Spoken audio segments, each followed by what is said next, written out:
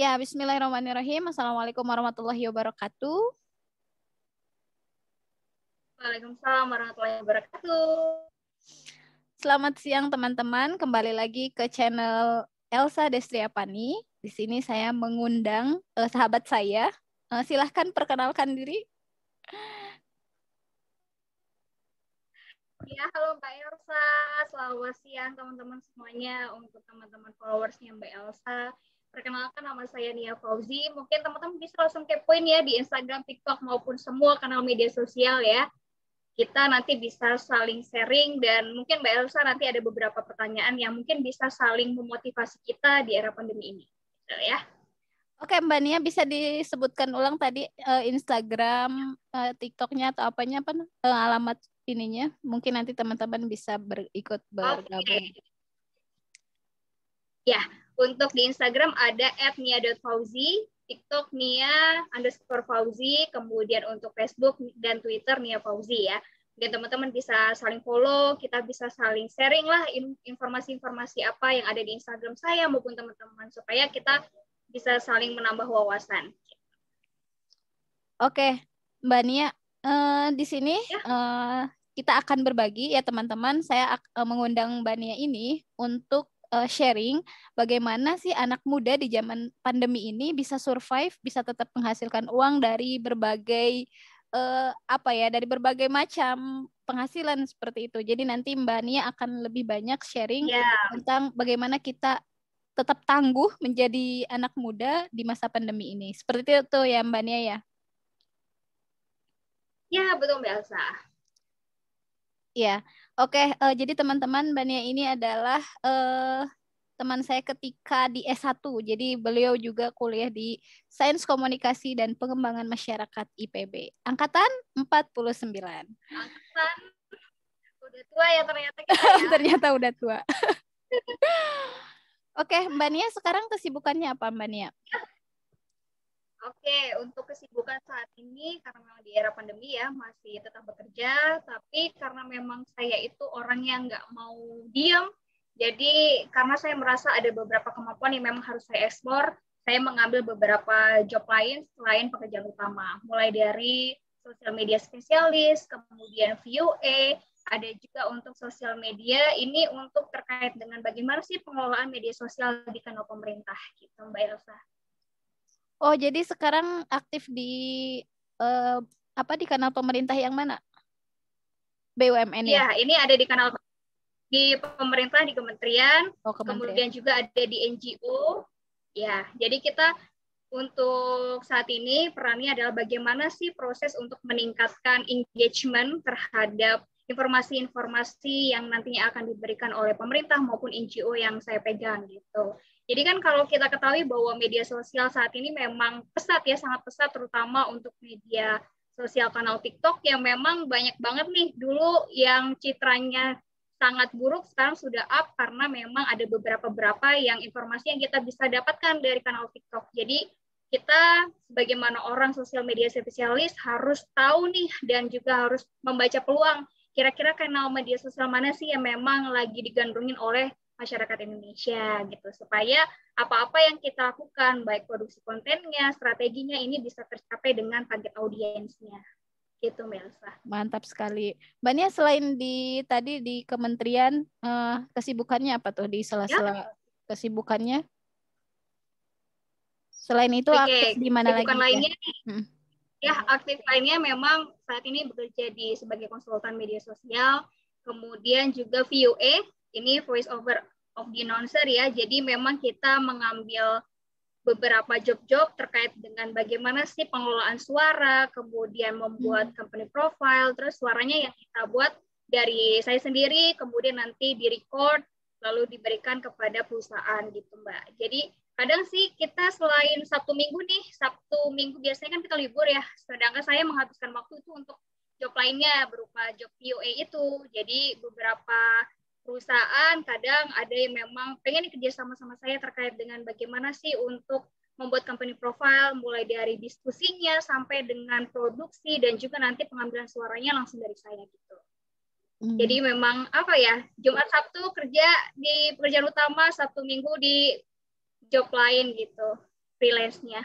Jadi memang mau gimana pun di saat kondisi pandemi kayak gini ya, terutama kita harus beruntung ketika kita masih punya pekerjaan, sedangkan di luar sana masih banyak teman-teman yang mungkin ada beberapa yang sampai di PHK, dan kita memang harus berpikir kritis dan terus semangat supaya menciptakan ladang-ladang penghasilan lain dari kemampuan kita. Nah, PR-nya adalah bagaimana cara membangun untuk kita sendiri tahu nih kemampuannya apa aja. Mungkin teman-teman sering merasakan kalau, oh ternyata aku tuh sebenarnya punya kemampuannya di bidang tertentu. Nah, itu coba didalamin, kemudian ikut tes-tes kepribadian juga gitu. Kalau misalnya belum merasa belum bisa, kamu coba lihat orang-orang yang saat ini, yang dulunya nih dengan adanya Mediatek tuh kan sekarang ketahuan ya, dulu orangnya pendiam nih, ternyata sekarang bisa lebih show off, kemudian bisa public speaking-nya oke.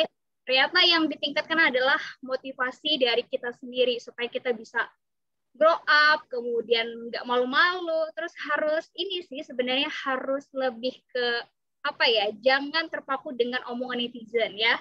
Jadi apapun pasti akan ada pro dan kontra. Jadi kita harus tetap semangat memberikan yang terbaik selagi itu memang benar gitu. Jangan sampai strategi yang kita lakukan salah, kemudian akhirnya salah kaprah dan berdampak ke personal branding kita gitu. Jadi memang harus jeli untuk mengetahui kemampuan kita supaya kita bisa berkembang dan menghasilkan pundi-pundi rupiah dari pekerjaan utama. Ya, luar biasa Mbak Nia. Tadi ya berbicara masalah personal branding, Mbak Nia juga dikenal dengan dikenal sebagai MC kondang nih ya. Nah, gimana tuh Mbak Nia bisa berkecimpung di dunia per MC-an gitu? Oke, sejarahnya sebetulnya panjang banget ya. Kalau diceritain itu, sebetulnya saya tuh tipikal yang sangat pendiam. Dulu itu nggak bisa nih ngelihat mata orang langsung bertatapan, itu nggak bisa. Tapi karena saat itu di SMA saya, kebetulan saya dari SMA 5 Palembang, ada pelajaran khusus yang namanya entrepreneurship. Di sana ada beberapa kegiatan, mulai dari kelas-kelas modeling, presenter, terus kemudian video editing, sampai dengan tour guide. Nah, saya bingung pada saat itu, kira-kira saya harus kemana ya? Karena kan orangnya pendiam banget. Nah, akhirnya ada satu kelas yang memang diwajibkan pada saat itu, yang namanya presenter itu. Nah, ketika sudah masuk, coba tuh waktu itu dites sih, untuk menjadi seorang presenter. Pada saat itu saya bingung mau apa ya, kan banyak banget ya, waktu itu lagi booming banget tokoh Feni Rose. Jadi aku ikutin tuh gaya-gaya dia untuk jadi presenter seperti apa. Akhirnya ikutan, kemudian dites. Nah, setelah dites, dari mentor saya atau guru saya di presenter itu melihat bahwa saya ternyata punya potensi nih. Kamu tuh cuman pendiam aja, tetapi dari segi vokal, dari segi kemampuan kamu bisa di situ. Makanya saya di situ diajak terus, kemudian diasah gimana cara untuk menjadi seorang public speaking yang oke. Mulai yang pertama kali, karir pertama itu adalah ya, ada iklan dulu ya, ada kucing. Yang pertama kali ini ada waktu itu disuruh ikutan untuk jadi news anchor di salah satu radio di Palembang. Kemudian akhirnya diajak-ajak untuk ngejob bareng sama mentor saya. Jadi di situ ajang pembelajaran dari SMA kelas 1 sampai kelas 3. Nah, dari situlah mulai terasa, oh ternyata seorang yang pendiam itu bisa kok kalau kita mampu gitu. Mampu berjuang, kemudian mampu menunjukkan kalau kita bisa sebetulnya. Dan mungkin karena saya juga basicnya adalah dulu itu, apa ya, dibilang bahwa ada kisah yang mengharukan mungkin ya, karena saya sekolahnya dulu di pedesaan, di daerah Sumatera Selatan bagian dalam ini di Karangagung Tengah, aksesnya sangat susah untuk mencapai ke kota. Tapi pada saat itu saya berpikir kelas 5 SD, saya berpikir saya minta untuk saya segera pindah, karena di sana kan aksesnya susah, apalagi untuk SMP, untuk SMA itu harus jalan kaki sekitar 15 kiloan, kan jauh ya. 15 kilo ya? Itu, ya 15 kilo. Nah, waktu itu yang lucu tuh, karena aku sering nonton berita, jadi kayaknya di Jakarta tuh seru gitu ya. Nah, sebelum ke Jakarta, gimana sih caranya supaya aku dekat gitu aksesnya. Makanya saya pindah ke Kota Palembang. Dari Kota Palembang, di situ tingkat pendidikannya karena berbeda, karena di desa sama di kota, jadi struggle-nya mungkin diasah ya dari situ, dari cara untuk kita belajar, dari yang perpindahan dari desa ke kota. Makanya dari situ mungkin jiwa-jiwa struggle-nya sudah diasah, kemudian mau nggak mau ya gue harus berubah, kalau bukan gue siapa lagi yang mau merubah diri kita gitu. Sedangkan orang tua ya Orang tua adalah sebagai orang yang support gitu kan, sedangkan kita harus berjuang mati-matian menjalani hidup untuk selanjutnya kita mau jadi apa ya kita harus bentuk dari sekarang. Mental-mental yang seperti itu tuh yang harus dibangun untuk teman-teman sekarang. Karena kenapa kalau kita nggak bisa seperti itu kita nggak akan bisa survive di manapun tempat, Mbak Elsa. Iya, iya. Perjuangannya luar biasa juga ya, mulai dari sekolahnya sampai jalan kaki 15 kilo dan ya itu cerita di balik bagaimana Mbak Nia ini terjun ke public speaking lah ya, bagaimana beliau bisa berbicara di depan banyak orang. Nah itu gimana? Mungkin dari teman-teman juga ada yang menanyakan gitu ya, bagaimana sih triknya agar kita tuh pede gitu ngomong di depan banyak orang, menjadi MC baik yang formal maupun semi formal maupun yang non formal gitu, jadi MC atau jadi yang ngomong di depan banyak orang tuh seperti apa Mbak Nia? Mungkin Mbak Nia punya tips atau triknya? Ya, kalau biasanya adalah sebenarnya learning by doing, kemudian harus terus latihan, terus mau gimana pun, karena kita nggak pernah tahu ya, kalau kita nggak pernah latihan, nggak pernah mencoba, kita nggak akan pernah tahu hasilnya gimana. Yang namanya kritik itu pasti ada, tapi kita harus juga berkumpul dengan teman-teman yang punya frekuensi yang oke, kemudian punya mau cara belajar bersama itu. Kadang kita gini ya, sesama MC pun kadang masih ada yang merasa sikut-sikutan atau ada justru yang saling support. Nah, kita butuh teman-teman yang saling support. Kita bisa latihan bareng, kemudian apa sih yang kurang? Vokalnya kah, theater of mind-nya kah, atau bridging-nya gitu-gitu. Jadi harus saling support, kemudian latihan terus, harus juga selalu surfing dengan kegiatan-kegiatan MC yang sekarang itu seperti apa, supaya kita nggak kudet ya. Jadi MC harus terus update dengan informasi-informasi, karena dengan kita update dengan informasi-informasi itu juga bisa jadi salah satu bahan untuk kita bridging ke pembicara maupun ke audiens. Jadi harus banyak persiapan. Mau nggak mau kamu harus jadi rajin baca. Oh itu juga ya salah satu triknya ya. Bagaimana kita bisa berbicara di depan banyak orang ya harus rajin baca, dan tadi learning by doing ya. Nah, learning by doing juga. Jadi selain dengan teknik-teknik lain ya, karena kan MC itu ada beberapa persiapan. Kalau misalnya MC formal, non formal, kita yang pertama mungkin vokalnya dulu nih yang dilatih. Gimana cara untuk menjadi MC formal, kemudian non formal kan ini beda. Kalau formal lebih suara bulat, kemudian lebih ke pembawanya elegan, sedangkan non formal ya lebih asik. Gimana caranya supaya kamu tuh seru gitu kan di audiens. Nah, tipe-tipe ini yang memang harus kita pelajari. Kita harus tanya dulu acaranya apa, kemudian untuk konsepannya seperti apa, itu harus tahu. Dan hal yang penting adalah penampilan. Kadang kita harus menyesuaikan penampilan baik dari secara dekoran maupun konsep acaranya seperti apa. Karena kita harus memang menjadi center ya, harus orang tuh melihat kita nih, oh ini MC-nya keren ya, semuanya kayaknya packagingnya oke, terus kemudian pengemasannya oke, dan brandnya dia sendiri, personal brandingnya juga oke. Jadi MC nggak harus cuman suara, tapi semuanya dipikirkan supaya jadi MC yang profesional dan orang tuh jadinya oh Mbak Nia nih yang ini nih. Jadi kita punya personal branding yang dikenang oleh audiens gitu. Ada ciri khas. Kalau nggak ada ciri khas biasanya ya udah dilupakan sama audiens. Karakter ya. Karakter, mungkin lebih ke karakter. Ya, ciri khas atau karakter nih, bisa. Ada nggak sih Mbak Nia hal-hal yang perlu dihindari dari seorang MC? Nggak boleh ini, misalnya nggak boleh apa? Ya, hal-hal yang mungkin hal-hal yang perlu dihindari. Yang pertama, biasanya kan orang kalau mau ngontak kita jadi MC, ada nih proses komunikasi dulu ya. Nah, untuk proses komunikasi ini kita harus jadi orang yang oke. Satu, kita harus fast respon. Jangan sampai ngechat jam berapa, dibalas jam berapa. Itu kan salah satu manner juga tuh untuk jadi MC. Kemudian, kalau saya sendiri sih lebih ke tipe orang yang saya senang membantu, tapi kalau misalnya mereka itu punya cara atau manner yang oke ketika menghubungi kita. Mau dibayar atau nggak dibayar, yang penting caranya. Kalau menurut saya ya, karena saya kan mengalami ketika kita jadi mahasiswa dulu, gimana sih cara buat acara, ngedapetin duitnya susah. Nah, kita ada di posisi itu, kita sekarang karena kita udah kerja, jadi tahu buat apa susahnya mencari uang, kita harus saling bantu untuk kita, terutama untuk yang memang dari alumni.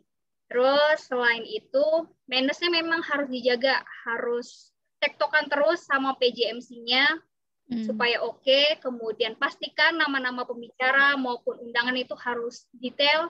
Jangan sampai karena dari PJ-nya salah, akhirnya kita juga yang salah. Padahal itu penyebabnya dari PJ ya, karena kita komunikasinya kurang mungkin. Nah, tapi kan yang nantinya akan disalahkan atau orang yang dilihat itu adalah MC-nya. Jadi yang diperhatikan betul adalah dari sisi teknis, mulai dari penulisan-penulisan, undangan, kemudian urutan-urutan acara sudah sesuai. Yang jelas ini briefingnya harus oke antara MC kemudian PJ MC-nya, supaya acara yang di-create ini sesuai dengan ekspektasi gitu antara penyelenggara maupun ke audiens nantinya. Itu ya teman-teman, itu dari Mbak Nia terkait bagaimana kita akan menjadi seorang MC dan bagaimana memanage diri kita sendiri untuk kaitannya dengan personal branding tadi ya. Ya, betul. Oke, Mbak Nia, tadi ya terkait karena kita temanya lebih luas, jadi bagaimana seorang anak muda itu mampu survive di masa pandemi ini. Mungkin Mbak Nia bisa cerita ya, gimana suka dukanya tinggal di arang rantau gitu ya, tinggal di perkotaan yang penuh dengan hiruk pikuk, kebisingan kota dan lain sebagainya gitu. Bagaimana Mbak Nia bisa survive dengan itu semua dan membagi waktu dengan segala kegiatan yang ada? Silakan. Oke, ya mengenai survive ya, karena sebetulnya saya sendiri lebih suka untuk pergi dari kota kelahiran atau merantau daripada saya di kota sendiri. Karena kenapa?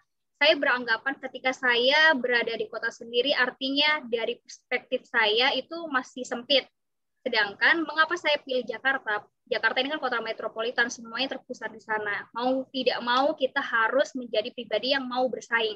Nah, dengan adanya kecenderungan ini nih yang akhirnya memicu saya untuk terus mengasah diri, kemudian mengolah apa sih kemampuan yang saya miliki supaya bisa survive di daerah rantauan. Untuk tips-tips lainnya, yang pertama, kita harus lakukan yang terbaik.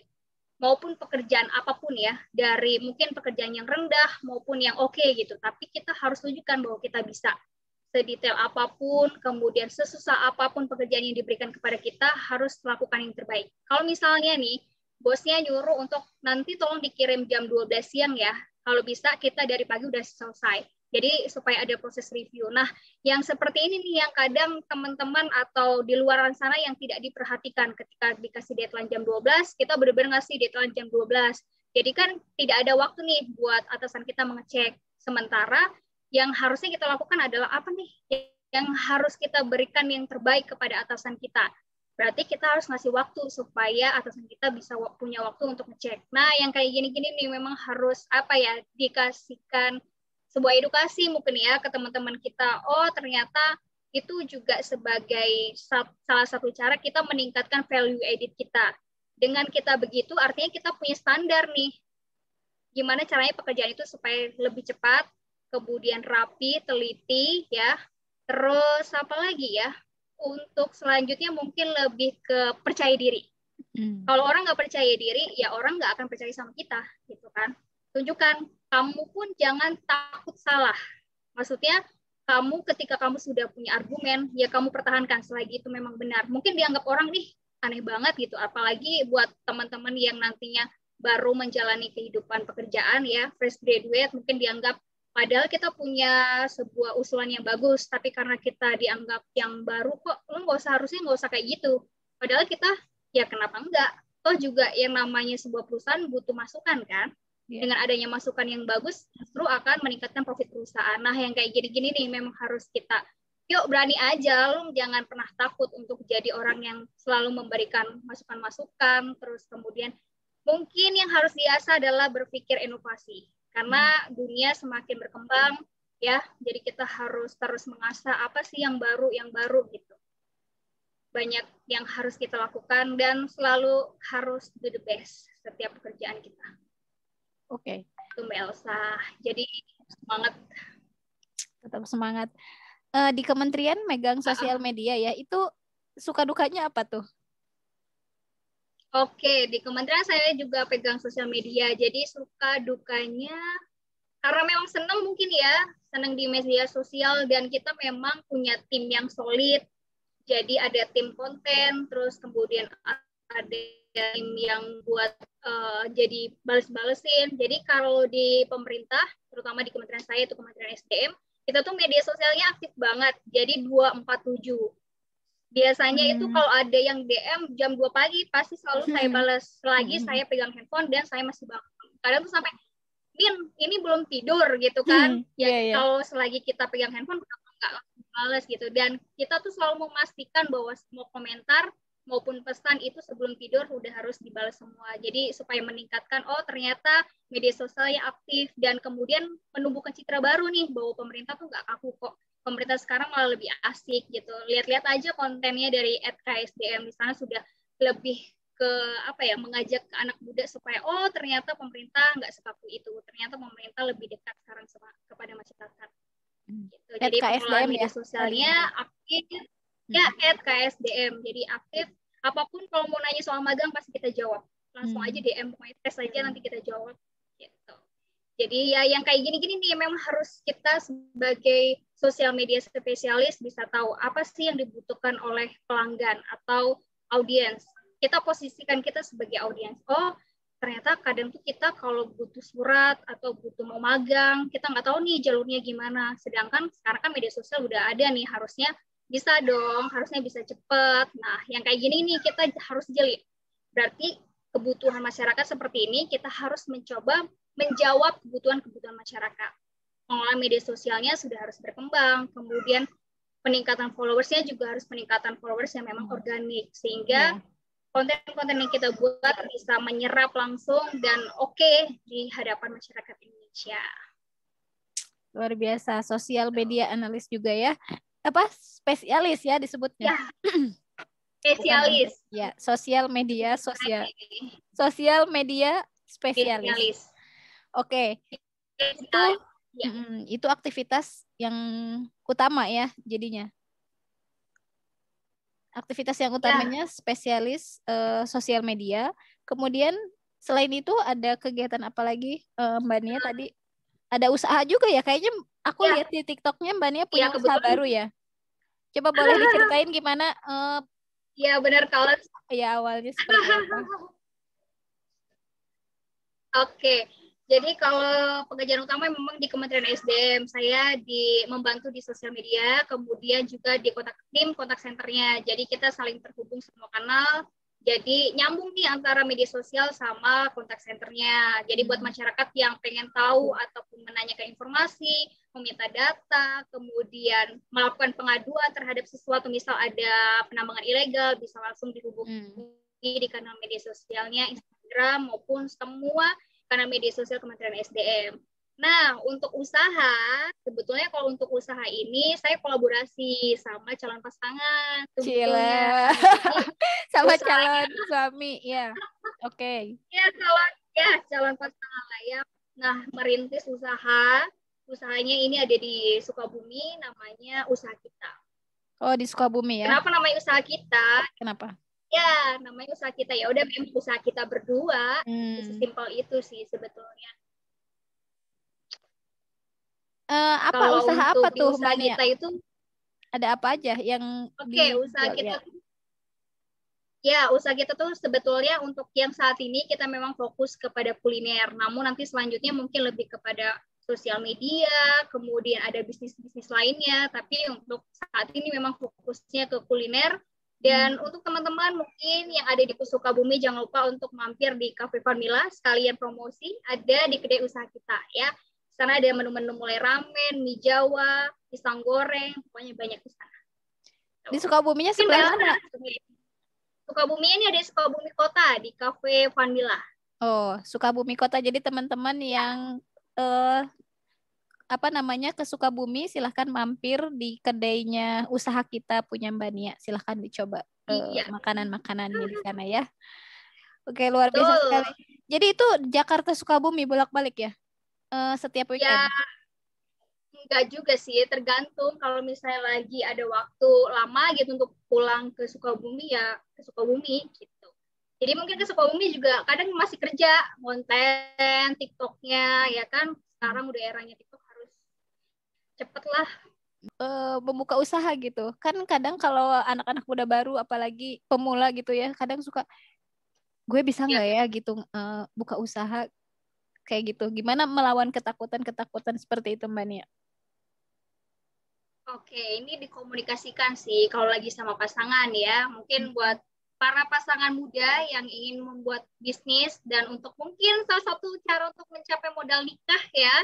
Jadi tekadnya harus ditinggikan, dan jangan takut yang namanya untung rugi ya. Karena mungkin kalau awal-awal masih banyak ruginya, tapi kan kita harus belajar banyak tools-tools yang bisa kita pelajari, mulai dari digital medianya, kemudian strateginya seperti apa, harus kita mainkan ya.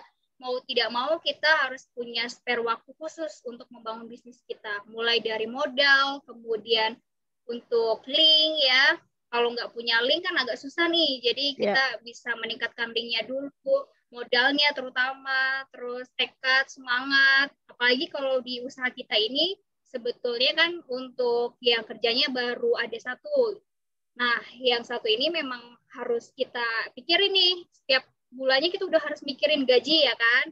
Mikirin gaji, kemudian mikirin pendapatan. Nah, karena hal itulah yang harusnya kita memotivasi kita untuk, oh ternyata bisnis ada orang nih yang harus kita tanggung. Jadi kita harus benar-benar efektifkan segala kemampuan supaya bisa membangun bisnisnya supaya lancar, kemudian bisa meningkatkan pendapatan, kemudian punya cabang-cabang mungkin nantinya ke depan. Kita kan nggak pernah tahu ya kalau kita nggak pernah coba. Jadi satu hal kita harus coba dulu, dalamin, kemudian kalau nggak kayak gitu kita nggak akan pernah tahu gimana hasilnya nanti. Harus semangat.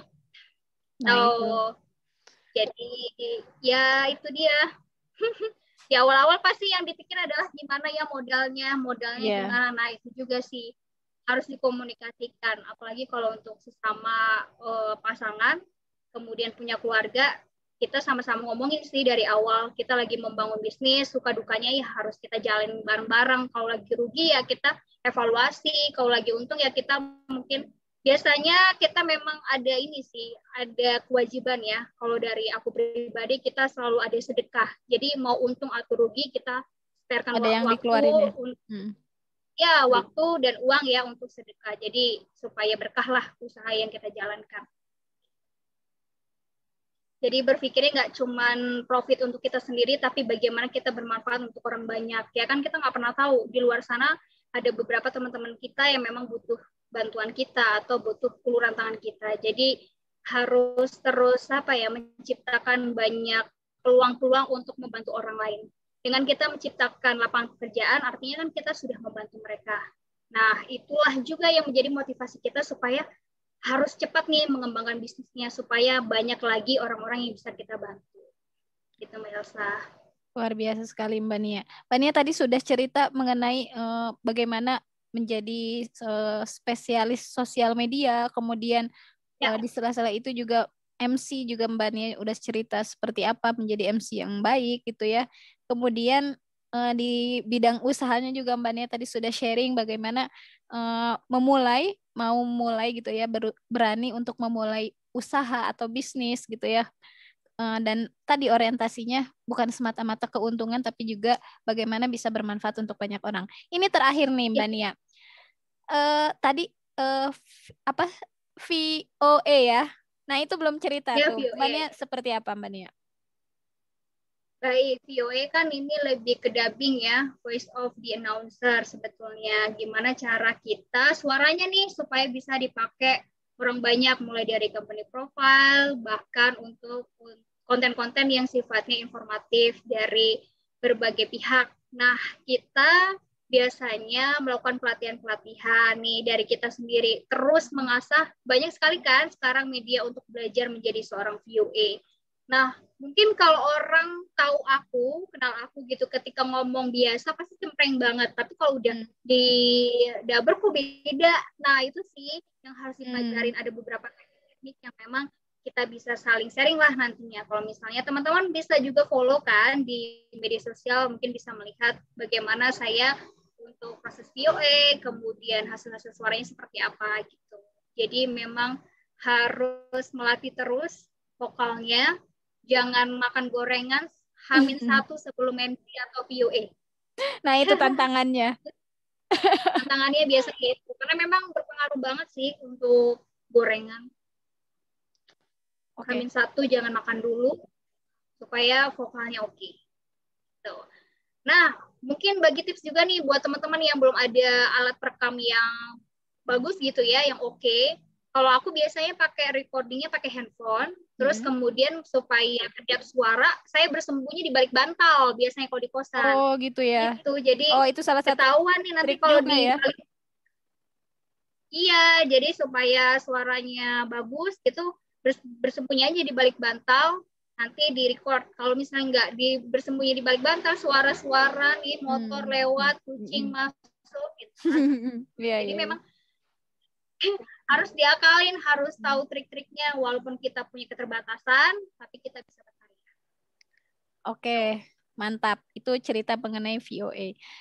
Terakhir ya. Lagi dari tadi ya terakhir Mbak Nia, mungkin Mbak Nia punya pesan untuk kaum-kaum rebahan yang sekarang lagi rebahan juga, atau kaum-kaum milenial yang gimana sih caranya kita biar tetap beradaptasi di era pandemi ini, biar tetap struggle gitu seperti Mbak Nia. Gimana Mbak Nia? Silahkan. Oke, mungkin yang sekarang harus kita lakukan adalah kita berpikir dunia semakin berkembang, kemudian era pandemi ini memang benar merubah cara kita beradaptasi terhadap lingkungan. Kalau kita masih tetap jadi kaum rebahan, ya mau nggak mau, kamu harus akan tertinggal sama orang lain yang punya semangat, punya tekad, dan punya kemampuan untuk melakukan sesuatu, dan ini tentunya beradaptasi dengan era pandemi.